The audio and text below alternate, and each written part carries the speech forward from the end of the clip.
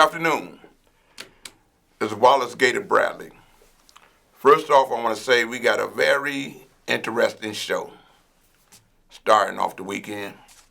As you all know, Sister Senator Kamala Harris has been picked as the running mate for Biden. But before I want to get into that show, before I want to get into that news spot, I want to first thank a brother that's helping me. That's Brother Omari. He helping to make sure that I can read everything purposefully and that I stay focused. I want to say that this show was put together by none other than the chairman of United in Peace, Inc., who happens to be my wife, Miss Terry Marsh Bradley. And as all you know, I'm Wallace Gator Bradley. I'm the president of United in Peace, Inc., and I'm also the urban translator. And with that being said, let me say, to God be the glory, and this my story. Let's open up with the news of the century, of 2020 for sure, during this global pandemic. And that is Joe Biden picking Senator Kamala Harris. This is historical for the simple reason this is the first time in American history that an African-American woman has led a ticket in a general election for vice president of these United States. This is a ticket that I'm sure that Trump didn't want to happen. But one thing is for sure. It means nothing if we do not come out and vote. We cannot sleep this time. We cannot get tricked this time like we did before when Hillary was running. And they convinced a lot of African Americans and a lot of progressive people not to vote for Hillary. They told the progressive individuals don't vote for Hillary because she cheated Bernie. They told or convinced African Americans that they shouldn't vote for Hillary because her husband pushed and supported the crime bill in 1994. Okay? So don't get tricked on the popularity of Biden and Kim, or you will get trumped again. So let's hear this here. Let me hear this. Expand affordable housing.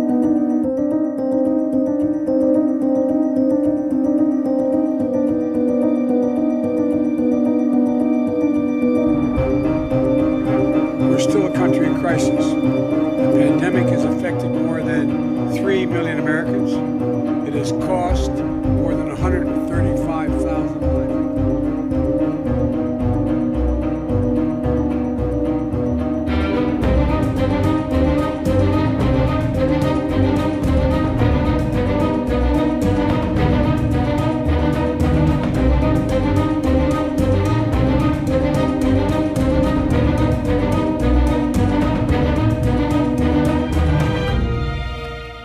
Worked with them to oppose busing. And, there was a little girl in California who was part of the second class to integrate her public schools. And she was bused to school every day. And that little girl was me.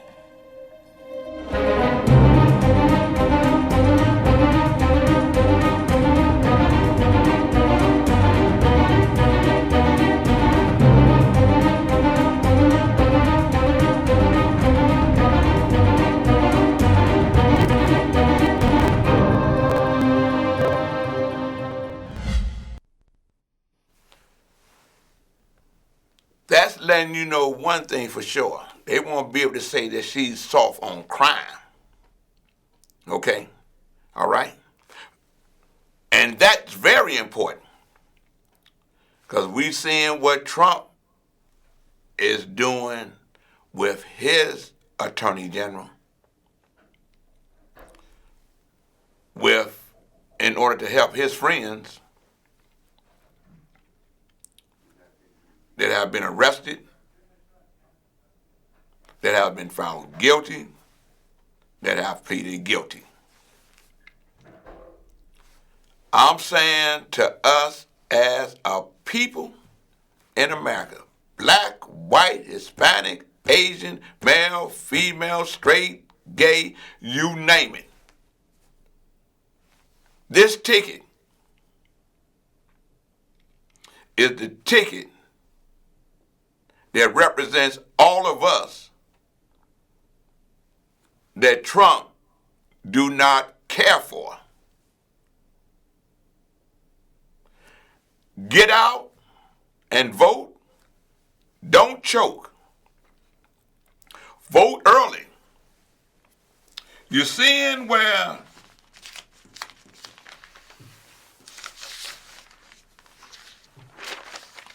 it just hit the news. You see where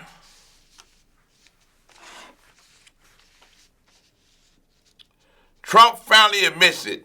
He's weakening the Postal Service to sway the elections. Well, what does that mean? I'm glad you asked. He knows that there's a push to help those who want to vote by mail. He's even pushed in Florida, from what I've read, that mail-in voting is okay. Now when he sees that there's a chance that a lot of people that's against him would prefer the mail-in vote because of the COVID-19 during this global pandemic. All of a sudden, he's against mail-in votes. He's doing everything. He appointed one of his friends to be over the post office. Whatever that department is that they have, he made his friend over that to the point that they have slowed down the mail and everything else. But this is what I want to say. It may be 89 or 88 days before November 3rd. But early voting starts within 35 or maybe 40 days from now.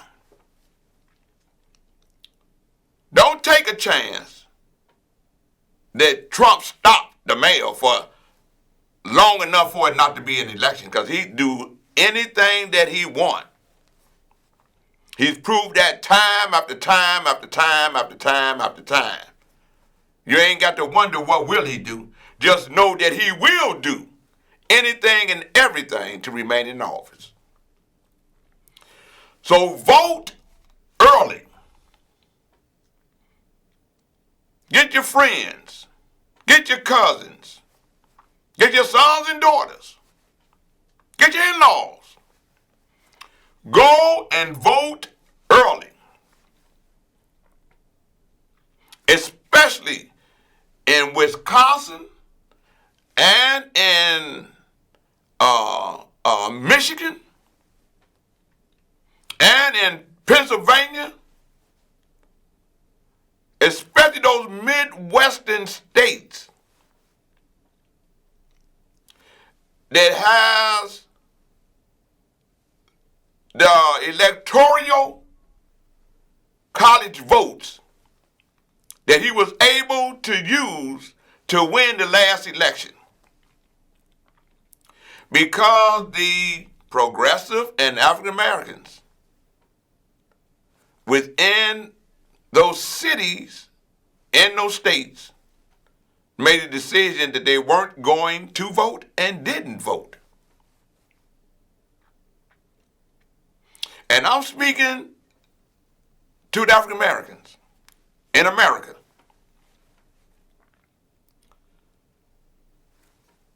We lose our power because we do not come out to vote. With this global pandemic that's happening now, the president tried to tell you that it wouldn't affect the children. Now you find out it's affecting the children at an alarming rate. Yet he's pushing for the kids to go to schools, to open up the schools.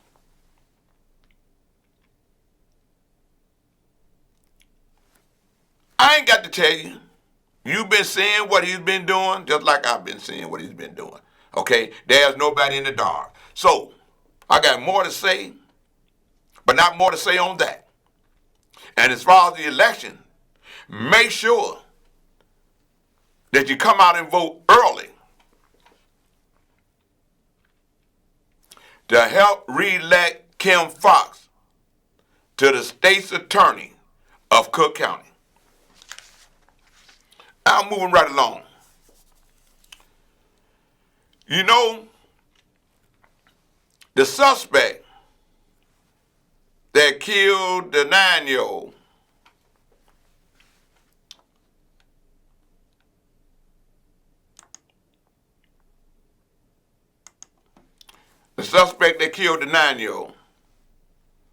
he was arrested.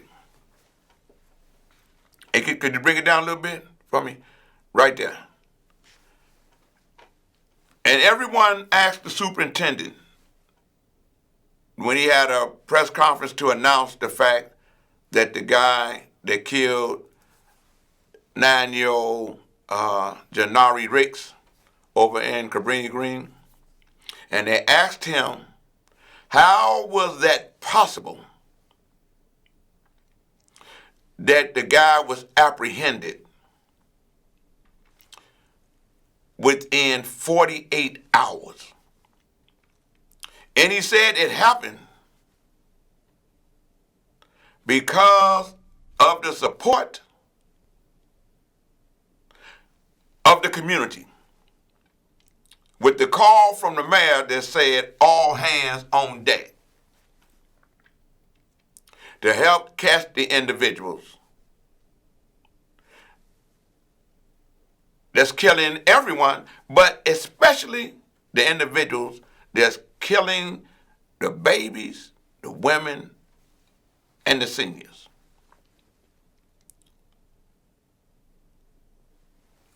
We are a part of that community that's pushing for the enforcement, the support, and the endorsement of the code. So I want you to see what the code is.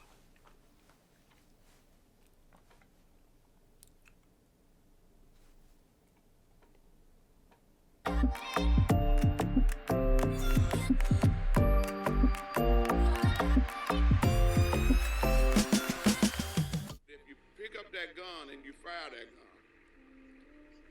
anyone that get harmed from you firing that gun, that's an innocent bystander. We asking the community, ostracize them, push them out, don't let them hide anywhere, don't support them, and let law enforcement do their job. The code is this: if you pick up that gun to solve your problem, I'm not endorsing violence. I'm saying you're violating the code if you discharge that weapon and innocent people get shot or killed, especially a child or an elderly person. And the community must uphold that code. He got his shoe shined. The reason that it worked in the 90s, because everyone was a part of it. Kids, women, elderly, was off limits. You didn't touch him. Didn't touch them. Ostracized from the community. pushing you out of the community, not supporting you in the community, or protecting you in the community, so that law enforcement can do their job by apprehending. And the Cook County State's Attorney can do her job by making sure that you get a fair prosecution. This is so that there's no retaliation in the community because you discharge or you fire that weapon at your attendant or attendant partner. We all got to come together. Those of you, my name is Wallace Gator Bradley. I'm the urban translator. I'm the president of United Peace Inc. We all got to come together to let it be known that Black lives matter everywhere. Regardless if a police shoot somebody that's black, it means twice as much to our community when someone black is shooting someone black. With at least 8 children under the age of 10 shot in the city in just 2 weeks, some are asking if that code still carries any weight. There's something that we got to do. Gator catches up with some friends on Calumet. That 1-year-old, they got killed. His conversations of late have focused on kids getting shot. He says the rule still applies. We as men got to put it down and say, that still exists. It never left. We all got a responsibility. We all got a responsibility, man. But it never left. I'm putting a call out to all the brothers. You know what we do. Put the word on the street that this is no longer tolerated. Me and Holmes work together and we know how it works. We've been able to help individuals turn themselves in of the community, kick them out for law enforcement to come and arrest them. Now is the time. Just like it was the video from Miss Frazier that let everybody know about the awakening of George Floyd. Somebody got a video, or we need to use our videos to stop this senseless violence. And I believe that vengeance belongs to the Lord. And with that, I want to say, to God be the glory. And that's my story.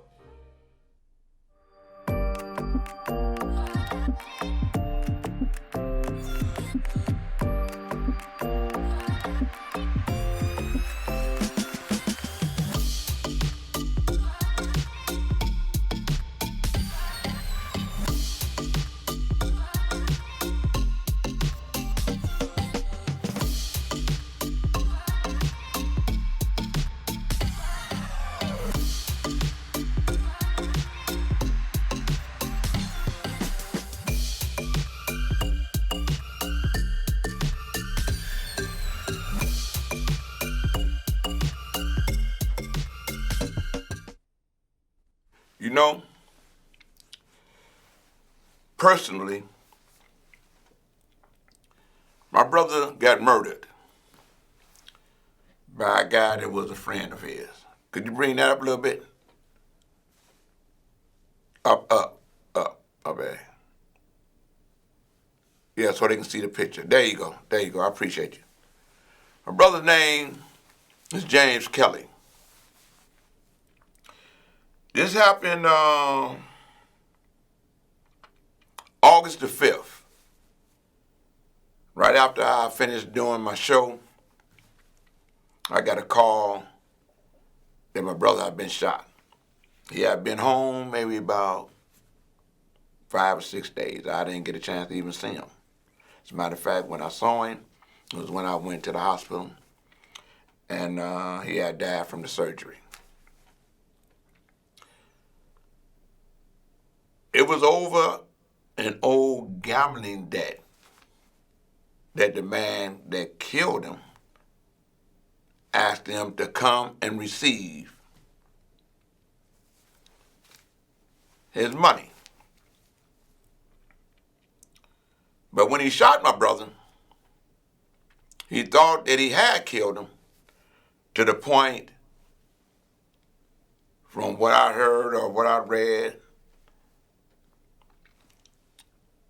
that this guy, Mr. Dunmore,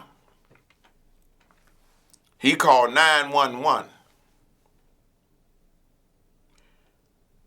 We found out later that he got rid of the gun.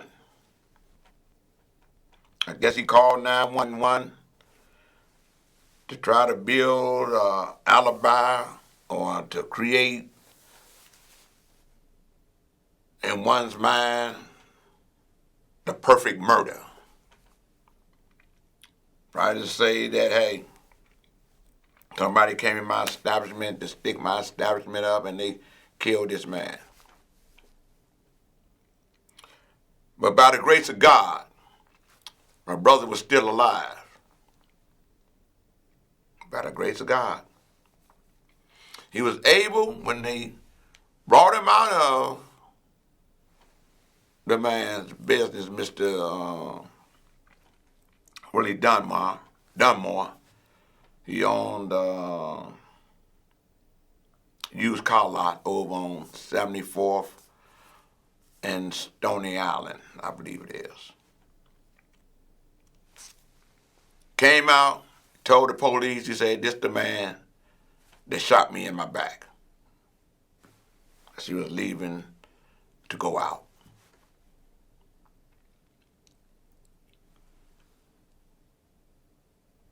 Now, we don't know if I gave my brother the money that he owed him because he called him over there to come and get it. We do know this, that there was a Caucasian guy that came out of his office, had some wrapped up or under his arm or whatever it is, and he threw it in the car. Then he went back into the office with Mr. Dunmore.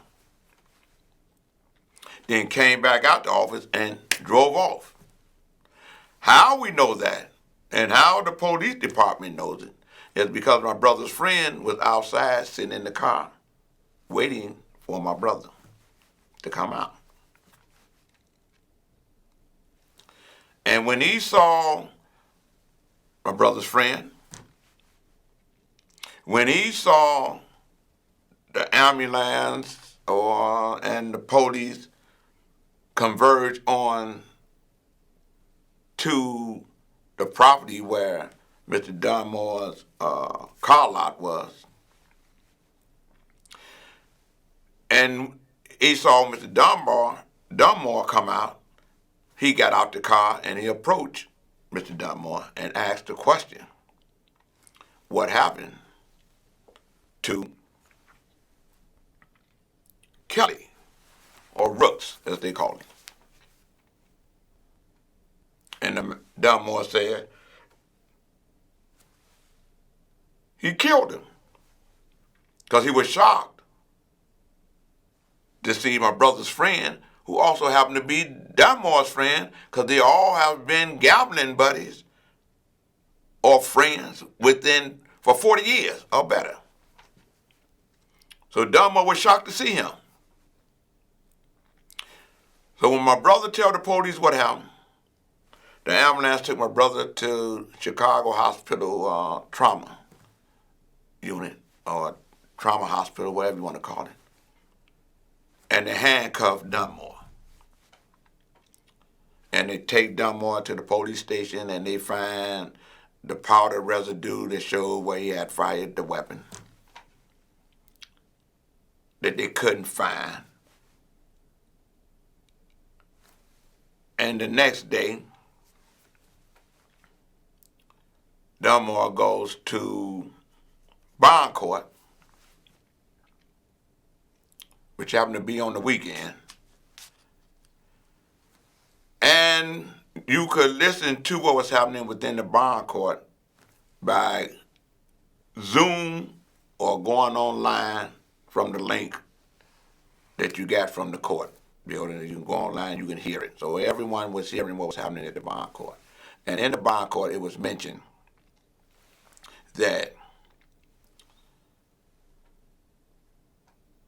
Mr. Dunmore's son had took the weapon away from the scene of the crime.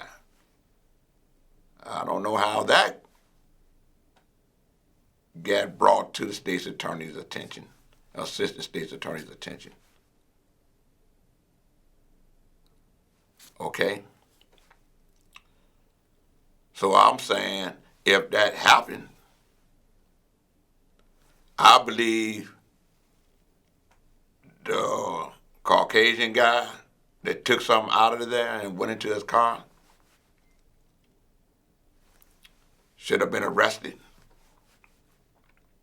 If his son, who allegedly, who was mentioned in the bond court to have something to do with it, should be arrested, or they should come forth before the public to say what they did or what they didn't do. I'm saying all that to say this.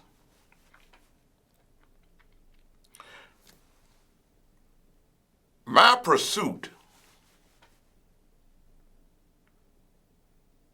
just happened to be personal because it happened to my family. But I have the same intensity that I had for going over in Cabrini Green to help that community to work together with the law enforcement to help apprehend the individual whose name was ringing, who had shot and killed the 9-year-old. I believe that vengeance belongs to God. This man, by the grace and mercy of God, Mr. Dunmore got locked up on the scene of the murder of my brother. Yet, he get a $200,000 bond. Everybody, I believe, the bond system say everybody's entitled to a bond. But the young guy over in Inglewood who shot at police officers, and he, being a suspect, got shot by police officers. They give him $1 million bond for attempt murder.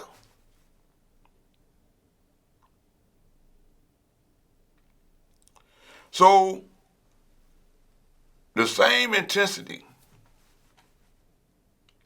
we as a community have a right to give information to law enforcement to apprehend individuals that pick up that weapon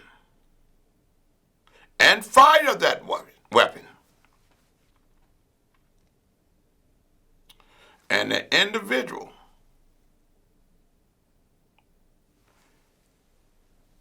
shoot or murder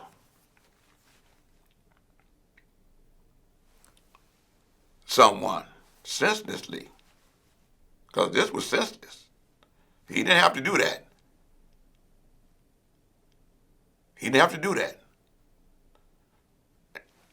And while I'm on it, we're going to get to what's important with what happened with the fallout behind the young man getting shot by the police officers and getting a bond for $1 million for attempted murder. And I feel like the guy that killed my brother, murdered my brother, he should have got $1 million bond. But he goes back to court on the 31st, and we're going to be asking that he has no bond. And in the meantime, we're going to be asking them to investigate what the community is saying about Mr. Dunmore's son and the Caucasian guy that ran up out of there with something. Could that have been the gun? Where is the gun? There was a lot of looting A lot of looting that happened in the city of Chicago, especially downtown, the Magnificent Mile, and other parts of the city. This looting wasn't done because they were protesting. This was a call that was put out to the community with misinformation. First off, they said it was a 15-year-old that got shot. Then you had agitators, and you had provocateurs that went on social media and put a call out telling everybody to loot. People that was looting, from what I saw on the TV, they weren't protesters. They were committing blatant criminal activity. And everybody wanted to say that it was Kim Foxx's fault. First of all, Kim Foxx is not the police. She's a state's attorney of Cook County. Her job is not to arrest. Her job is to prosecute those who have been arrested. If the police have evidence to justify the arrest, where it can be charged as a felony or a misdemeanor. The last time the riot happened in May, I believe it was,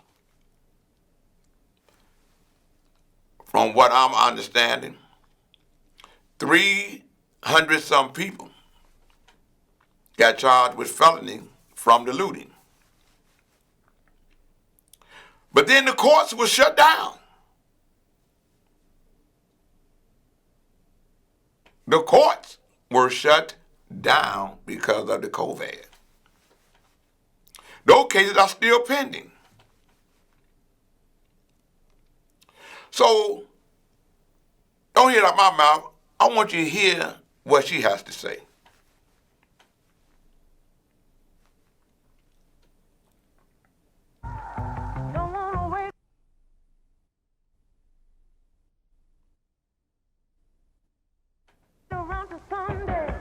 This summer,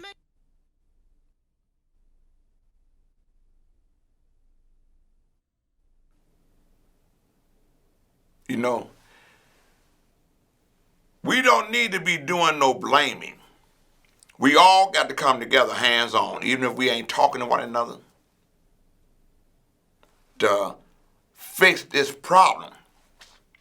So we can know the difference between agitators, looters, and protesters. Here it is right here. I drove into the city and saw the heartbreak and the anger that resulted in what we see again today, which are broken windows in this building.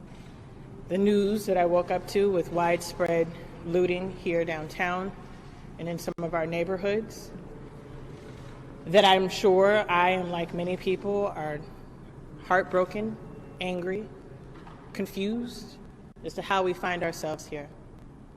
And the reality is that as we seek to figure out what is happening in what is truly an unprecedented summer, it requires us to ask tough questions, to do deep deliberation, and to put all hands on deck. All hands on deck means that rather than standing and pointing fingers, we work together. 4 years ago, 2016 was, at the time, the bloodiest year that we had seen in almost 2 decades. For those of us who don't remember, in 2016, we saw over 760 people killed, over 4,000 people shot, and that summer was a summer that felt like unrelenting violence. I wasn't the state's attorney in the summer of 2016 when we saw the 4,000 people shot, or the 700 people murdered, or the children, much like we're feeling now. By way of history, in the summer of 2016, we also were contending with the wake of the Laquan McDonald murder here. We were contending with Freddie Gray. We were contending with Mike Brown, Tamir Rice. We were contending with changes in leadership. And the difference between now and 2016 and the revisiting of the violence that we see, in addition to what we've seen on the news related in the wake of George Floyd and Breonna Taylor and Ahmaud Arbery, is the fact that we're now involved in something that we've never been involved in, at least in my lifetime, which has been a global pandemic. A global pandemic that has had us in our homes, most of us in our homes, since mid-March. We've seen a global pandemic that has caused devastating job losses across the country, particularly here in Chicago. We've seen a global pandemic coupled with civil unrest, coupled with an economic depression, and we've seen the violence that we've seen now. And the reality is we talk about the reflection that we must do in answering the questions beyond a soundbite and a finger point is being asked across the country. I speak to my colleagues in New York, which has seen a dramatic rise in homicides and shootings, unlike anything they've seen in the last several years.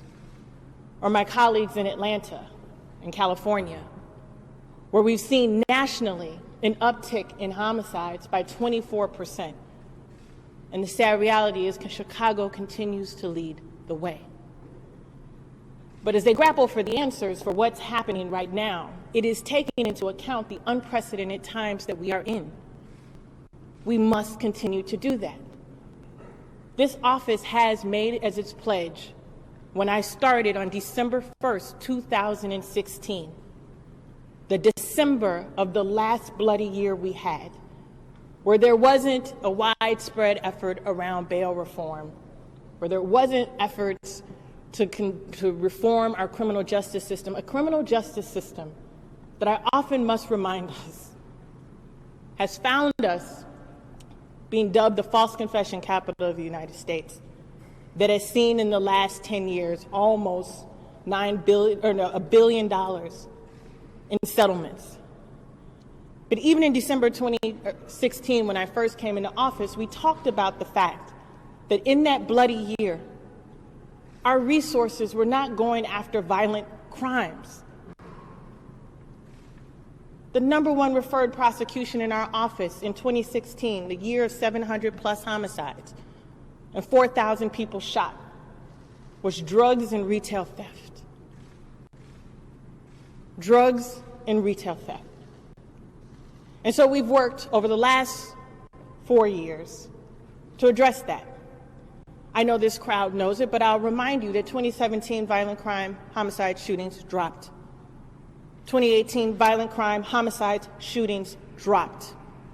2019 homicides, violence, shootings dropped. And here we are again in 2020, a year unlike any other. In the wake of 2016's violence, we saw communities come together. We saw the philanthropic community come together. We saw the corporate community come together. And we saw our elected leadership come together to figure out long-term solutions to deal with the violence that was taking over so many of our neighborhoods. We cannot talk about all hands on deck and seek simple solutions to complex problems. We must continue to work together. The mothers who are mourning the losses of their children, the people who are afraid to go out into the stores and into the streets, the people who are unable to come downtown today to go to work, are looking for answers, not blame. We have been working diligently since COVID. I want to just dispel the notion that people are going at it alone. My prosecutors have continued to do their work, albeit via Zoom or some other mechanism, to continue to have bond hearings, to continue to get orders of protection, and now continuing to start to build our call. The men and women of felony review who work 24 hours a day and have done so since this started, have worked in partnership with our partners in law enforcement across the county. We have been a partner to law enforcement throughout the last several months, particularly in these challenging times. I think it's incumbent upon us, for the people that we serve, and I say all of us, the people that we serve, that we have an honest conversation about what's happening right now. It does not serve us to have dishonest blame games when all of our hearts are breaking by what we are seeing. And so last thing before I take your questions, I want to be abundantly clear. This office did enact a policy related to peaceful protesters back in May and June. And the conflation of peaceful protesters and looting continues to this day. My hope is that we have an honest conversation about that as well. Of the cases that were presented to us by CPD during the time period of civil unrest at the end of May and June, 29% of the cases that we received from them were felony cases. 29%. That means 71% of them were not. About 50% of them were municipal ordinance violations, not criminal code violations. And the additional 20% were misdemeanors. The overwhelming majority of cases that came to us were not felony offenses. And of those cases that came to us, they were the result of what we would classify as looting. What you saw last night, people breaking windows and going into places and taking things out using force. Those cases where the facts and evidence supported it, charges were filed, and those cases are pending to this day. We cannot conflate peaceful protesters with what we saw last night. Last night was not an extension of a peaceful protest. Last night was not an extension of righteous anger. Last night was a blatant display of criminal behavior. What drove that behavior, how we got there, are questions that we can continue to answer. But it is not the people for whom we've chosen not to use our resources to prosecute. So at this point, we're going to continue to do what we have done in the course of COVID and in the course of the last 4 years, which is use our resources to go after the drivers of violence in our communities, to be thoughtful about our prosecution of gun crimes and violent crime, and where we don't have to waste resources on nonviolent offenses, not do so. We're at a weird space. I don't have a better word than weird. We're going to look back at 2020, and there are going to be a lot more questions than answers. But it requires us to be thoughtful in our approach. We are hurting. We are frustrated. We are anxious. And what we saw last night, and whatever manifestation that was, has us righteously or rightfully concerned. Our way out of this is working together in the law enforcement community, with our community members in their neighborhoods, philanthropy and corporate. We're the last responders at the prosecutor's office. We're the last responders. And we look forward to continuing our partnerships and collaborations with our partners in law enforcement and in communities to continue to keep communities safe. With that, I'll take your questions. You know, I'm glad that she came out to say that, and I'm glad that people within Inglewood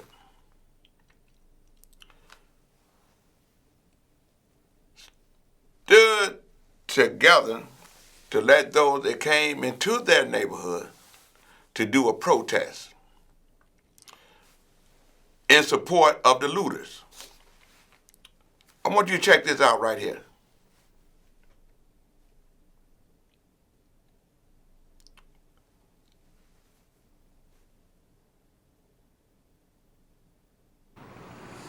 Yeah, Allison, members of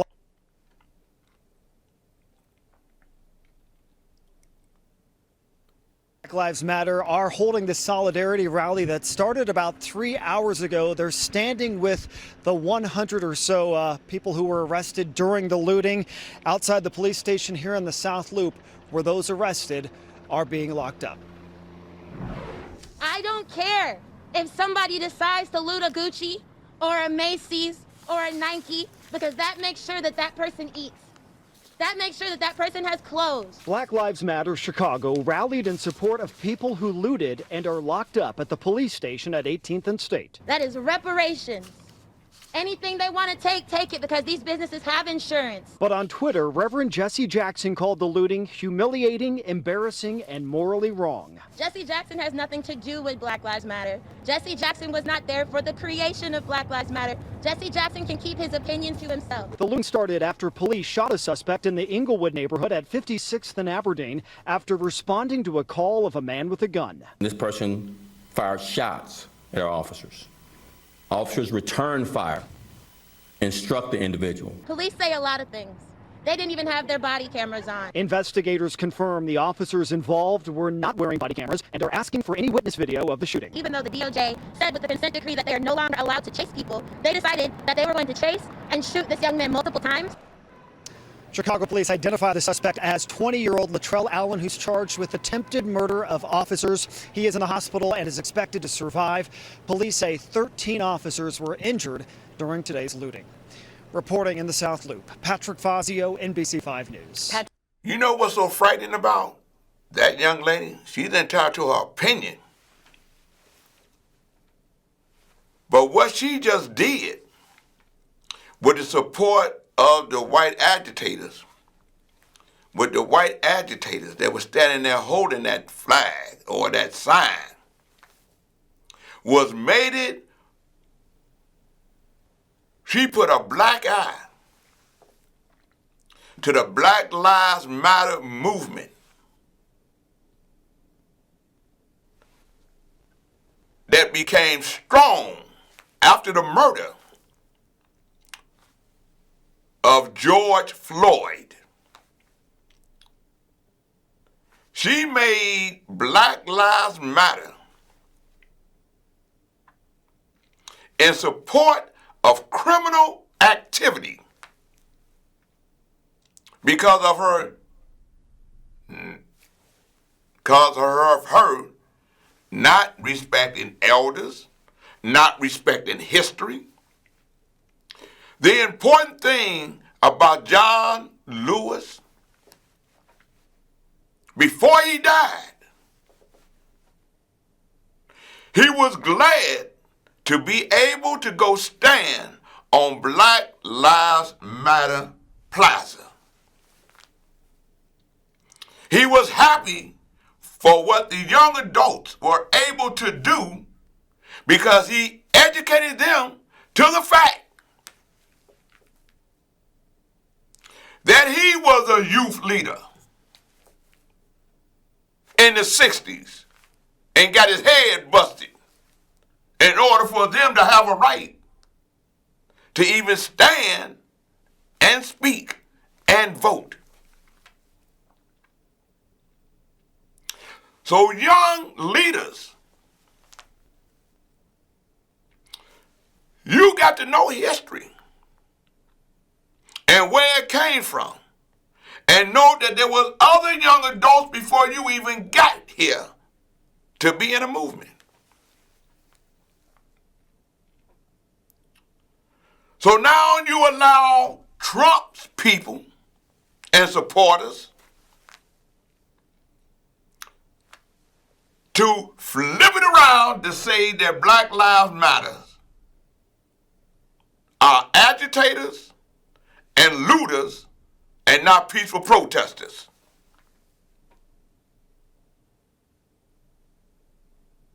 That's what you did. Talking slick, talking clever. Like you're saying something to be saying something. And you have tarnished a real social movement against police brutality, against racism, and for criminal justice reform. You allow people like the Fraternal Order Police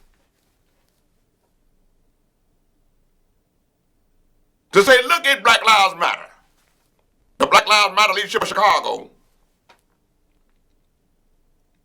said they're in support of the looters.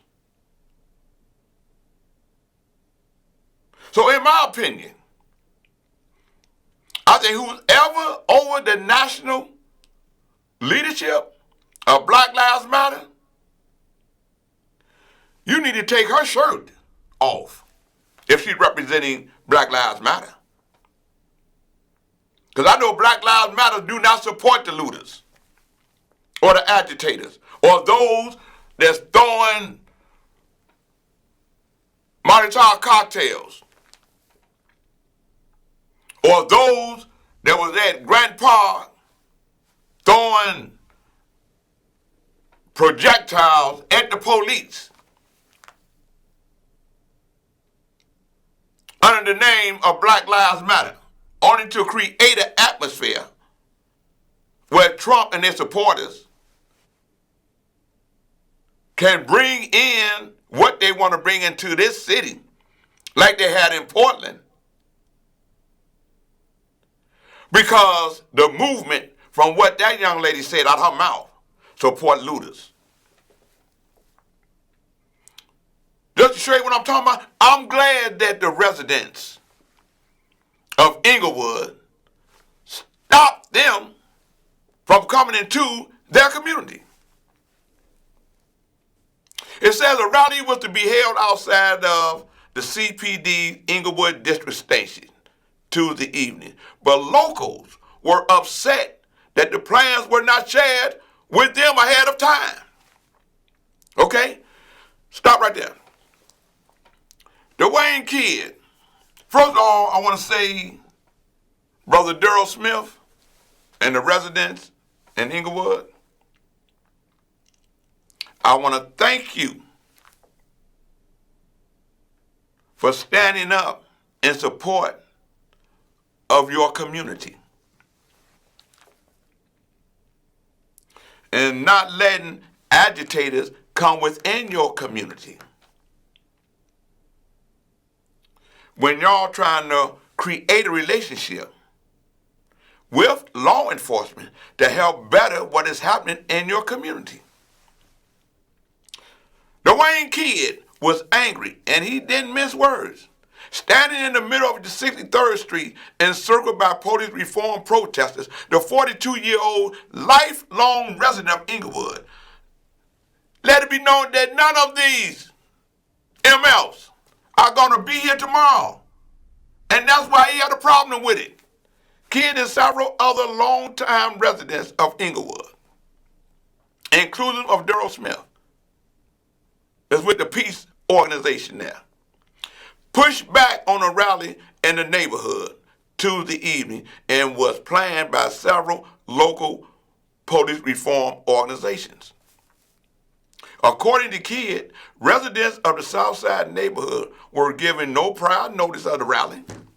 So you come into their neighborhood and you ain't reached out to the people in the neighborhood to let them know what you want to do. Like you coming in there like an occupying army. He was especially concerned that Inglewood community members who bear the brunt if tensions flare up between police and non-residents. They didn't let the community know. They didn't put out flyers on people's doors, Kidd said. If they would have given something and sided with the police, who's going to deal with it tomorrow? The community, not them. They're going to be gone. So when you see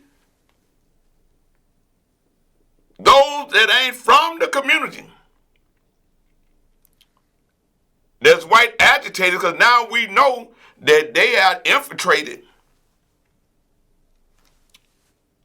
the Black Lives Matter movement to take them off their focus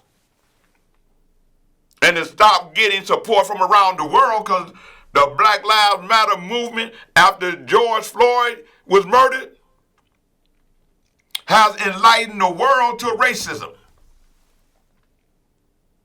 Because of the things that they have done,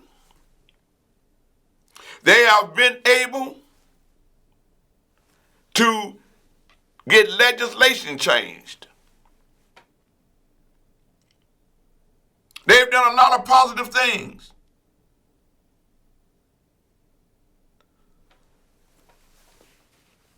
The young adults, that young lady right there, evidently had no understanding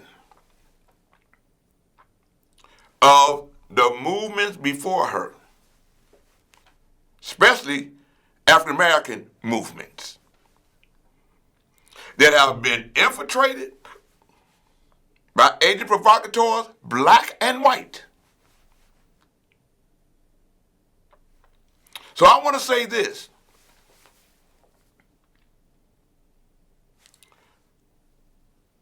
Young adults that think you know more than your parents, your grandparents, and others before you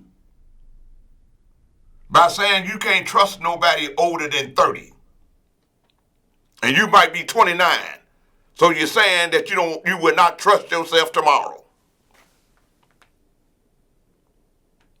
And those in the city and across this country know that those young people, just like that young lady, can become an agitator,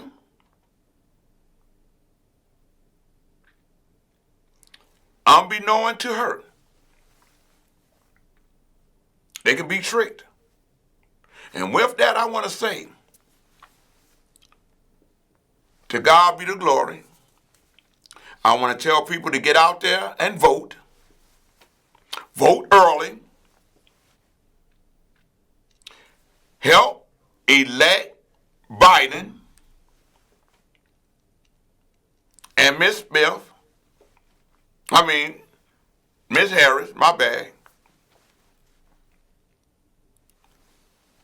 And especially in Cook County, re-elect Kim Foxx.